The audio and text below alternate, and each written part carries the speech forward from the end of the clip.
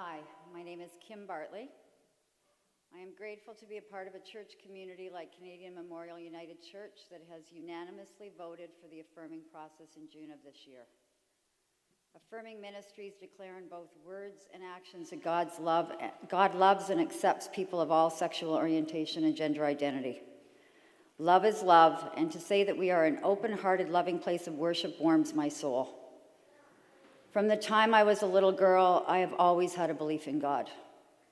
I was baptized in the Anglican Church, and one of my fondest memories is of my grandmother kneeling in worship beside her bed before she went to sleep.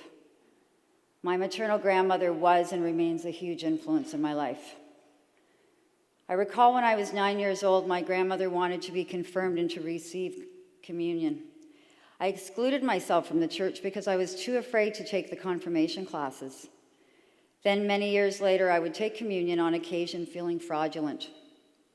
One of the most compassionate things that I heard from Beth before a communion offering one Sunday was about the inclusivity of communion and how we should never feel badly about receiving it, acknowledging what old stories played out in our head. This gave me a whole new outlook on my faith, and I knew that this was the church for my family. I grew up in a small town called Chapleau. It's a community in northern Ontario, population 1,900, that I would describe as the bush. A CP rail and lumber town, I was surrounded by blue-collar workers and First Nation people. From an early age, I was always affected by the marginalization of the Indigenous people. Small towns are as sick as their secrets, and although I knew my family had some Indigenous heritage, I would have no idea until later in my life when my mother and her siblings received their Indigenous status after my grandparents' passing.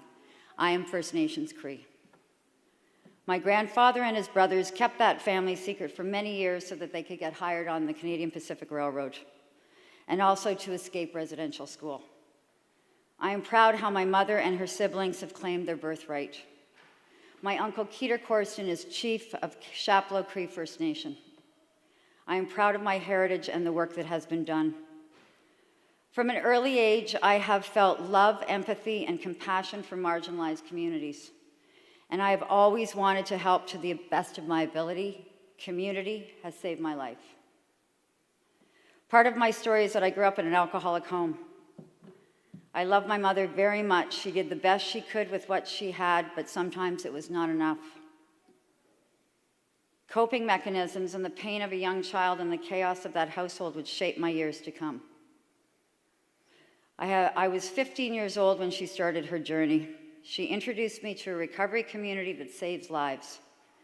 And I always knew it was the solution for an insidious disease when it saved her life. My mother has been sober, but for the grace of God, for 32 years. I'm very proud of her. So now let's get a little bit more present. 9 years ago, I became a part of a recovery community myself. I had struggled with the disease of alcoholism long and hard, and the jig was up.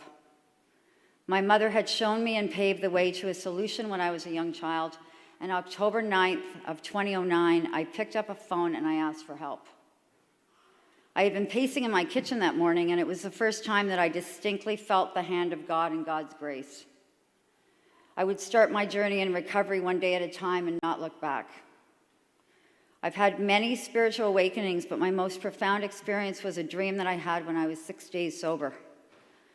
God came to me in that dream and held out his hand. I joined him and we walked away hand in hand.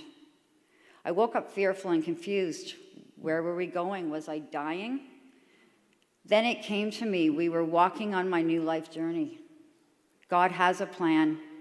I was profoundly changed by that moment. Fast forward to 4 years ago, my husband accepted a career opportunity in Vancouver.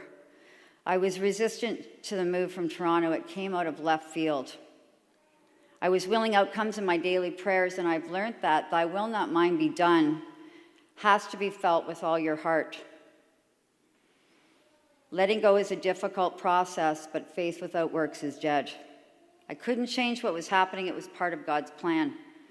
Once I actually let go and let God, and as we know, letting go is opening up to God's infinite possibilities, everything was working in God's divine timing. Through that experience, I could feel the enlightenment of God. I knew that I would be embraced by the recovery community. We landed in the West End, and I dug into recovery. I am an ally in the LGBTQ recovery community. I help as many people as I can, which of course helps me, and my message of experience, strength, and hope helps others. Helping others is the bright spot of my life. We share about the importance of having God in prayer in our lives. The LGBTQ community opened their hearts and homes to me, and I will be forever grateful. I used to thank God for putting me in recovery, and now I thank recovery for bringing me back to God. Prayer is everything to me. So how did we land here? Our family was still missing something. It was my husband Robert's idea to seek a place of worship. I guess we always wanted to find our way back to God on a subconscious level. I wasn't exactly looking for what I didn't know I needed. One Sunday, Rob just happened upon Canadian Memorial. He returned so excited. He told me how wonderful the people were, the music, and how he felt so connected to the minister Beth and Lonnie, the musical director. I was curious. At first, I resisted. I soon realized this is part of God's plan. Tears don't come easy to me, and for the first 2 services, I sobbed. I would later learn that connection that you feel with such profound emotion is that feeling of finally coming home. I felt like God had brought me home. God's spirituality and the church is an integral part of my life today. The hand of God touches our lives daily with new resources of courage and that conviction that God does move in mysterious ways, his wonders to perform. Perhaps one of the greatest rewards with faith in God, prayer, and the church community is that what we have found is a sense of belonging that embraces us. Rob and I feel like we belong at this special place of worship. We have found a community to call home, and there's no place like home.